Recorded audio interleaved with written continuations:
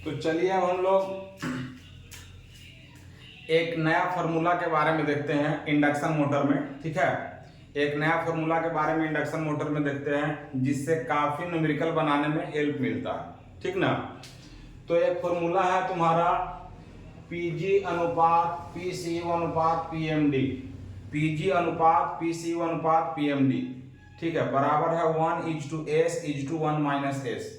1:s अनुपात 1 - s। ठीक ना, 1:s:1 - s, चाहे 1:s:1 - s। ठीक ना।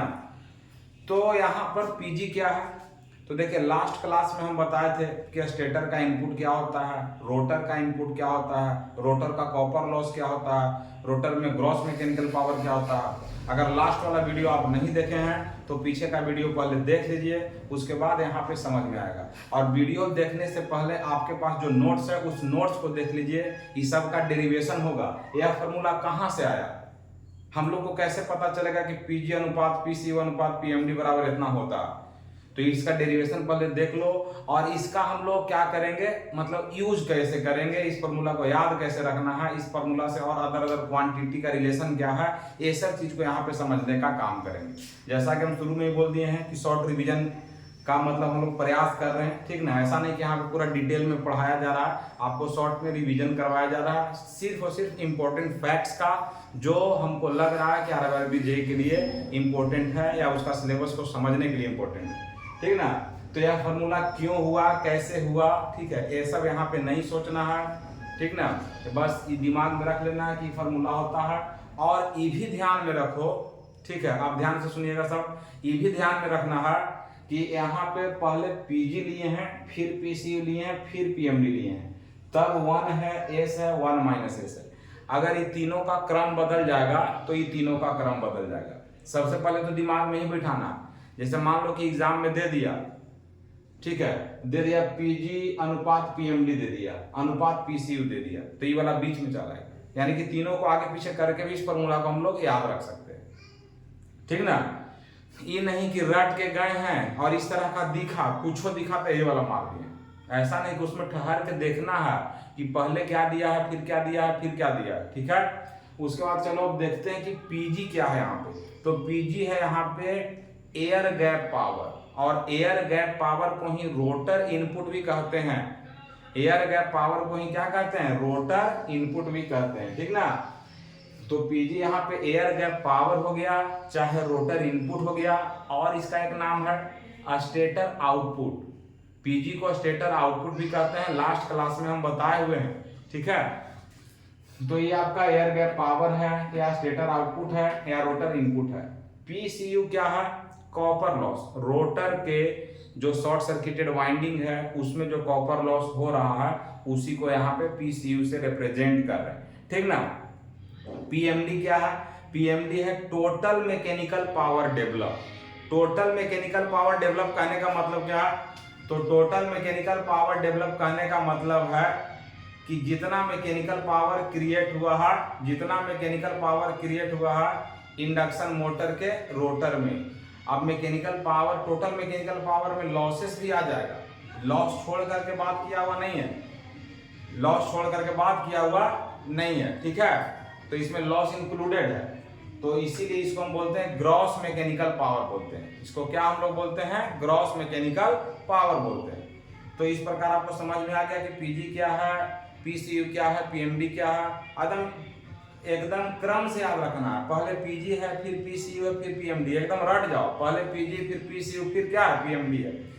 अब सुनिए, अब अगर हम मान लो करते हैं कि पीजी बटा पीसीयू करते हैं, तो पीजी बटा पीसीयू करते हैं, तो ये क्या हो गया तुम्हारा, रोटर इनपुट हो गया बटा रोटर कॉपर लॉस हो गया।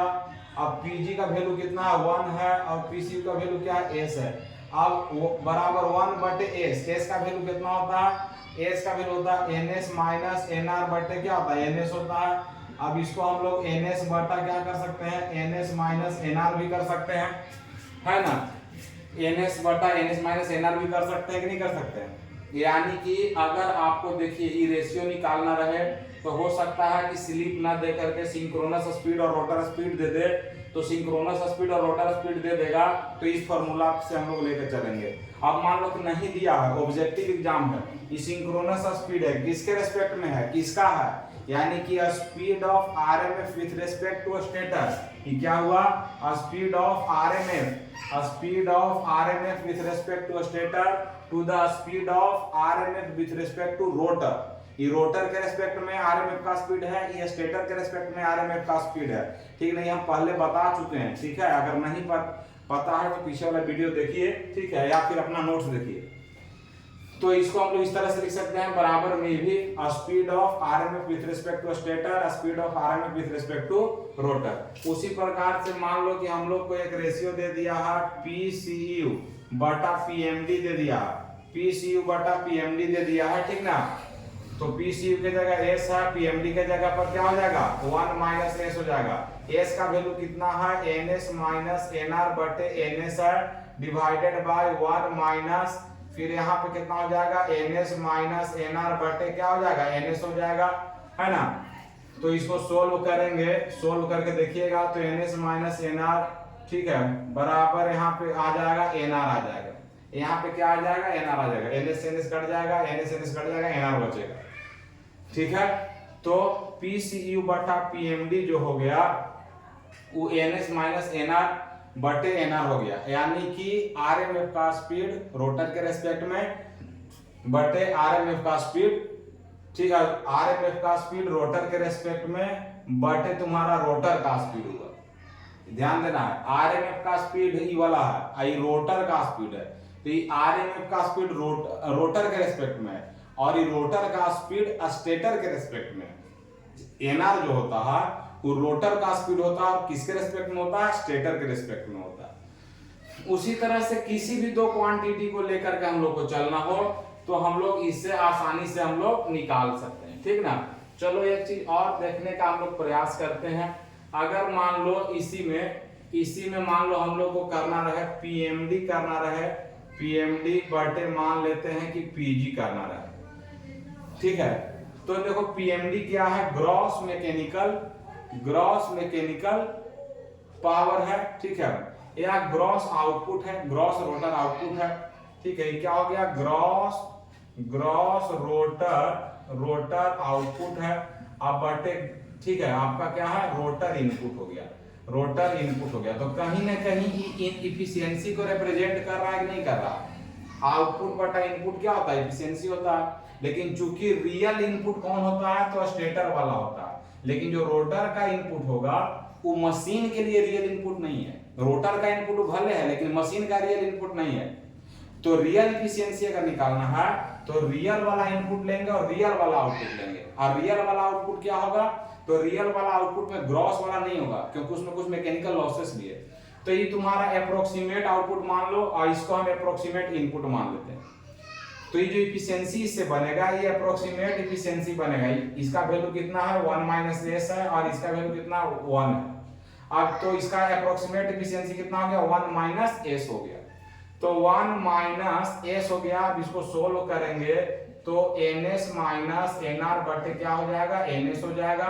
तो कट के क्या हो जाएगा, NR बटे NS, यानी कि रोटर का स्पीड बटे RMF का स्पीड, रोटर का स्पीड और RMF का स्पीड हो गया, यानी कि अप्रोक्सीमेट इफिशियंसी बराबर 1 माइनस S आया, ठीक ना। अब देखिए यहां से इसी फार्मूला से देखो, ध्यान दो, यहां से भी बहुत सारा कंक्लूजन निकलता है कि अगर S का वैल्यू मान लेते हैं कि बढ़ रहा है, अगर S का वैल्यू बढ़ेगा तो 1 माइनस S का वैल्यू घटेगा कि नहीं घटेगा, एकदम घटेगा, क्योंकि ये बड़ा होगा तो 1 में से बड़ा चीज घटेगा तो कम होगा ओवरऑल। तो 1 माइनस S घट रहा है और 1 माइनस S घट रहा है, इसका मतलब इफिशियंसी कम हो रहा है।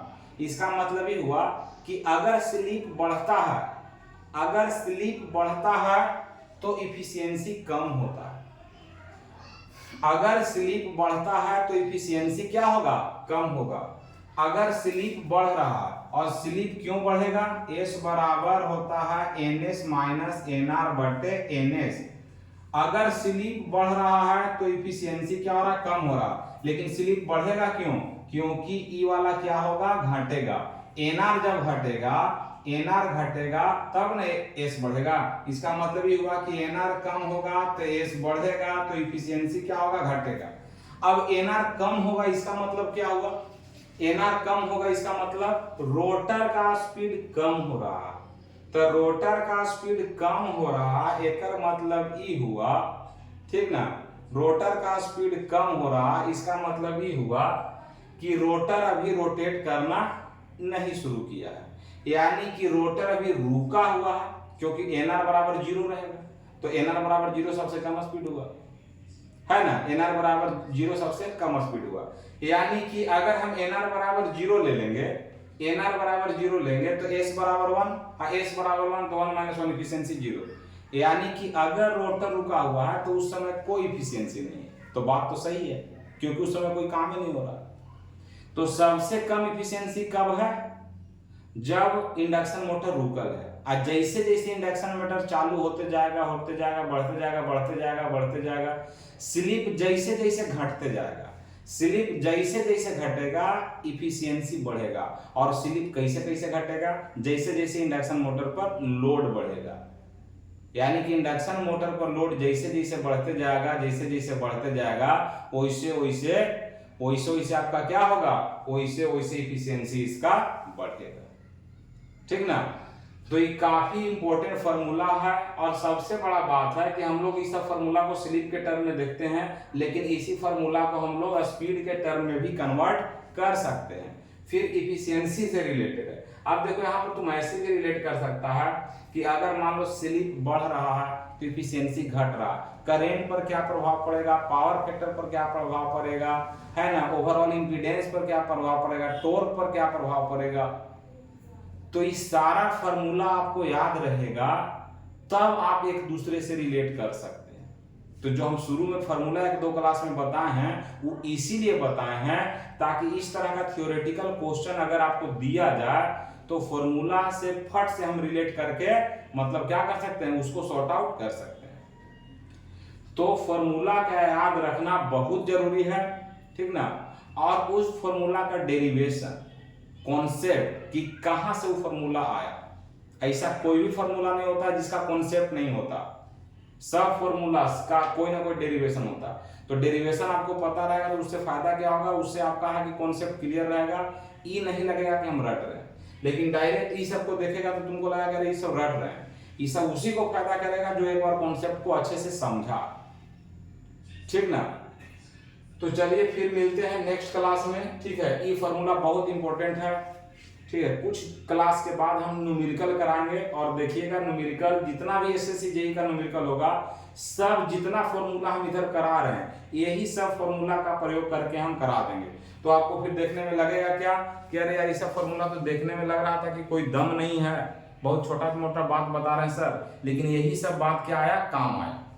यही सब फार्मूला का प्रयोग करके हम जितना भी एसएससी जेईई का न्यूमेरिकल है सबको सोल्व कर देंगे, ठीक ना। तो ऐसा फार्मूला को अच्छे से दिमाग में बैठाना है, एक एक शब्द को अच्छे से सोचना है कि वो शब्द कहता क्या है, उसका मतलब क्या है, वो इंडक्शन मोटर में कहाँ पर होता है, उसका वैल्यू कितना होता है, और उसके बाद अच्छे से फार्मूला को याद रख लेना। बिल्कुल फार्मूला का एक लिस्ट बना के घर में टांग दो, इंडक्शन मोटर का एक चार्ट, सिंक्रोनस मोटर का एक चार्ट, सिंगल फेज का एक चार्ट, बस चार्ट को खाली देखते रहिए, है ना, रिवीजन हो गया।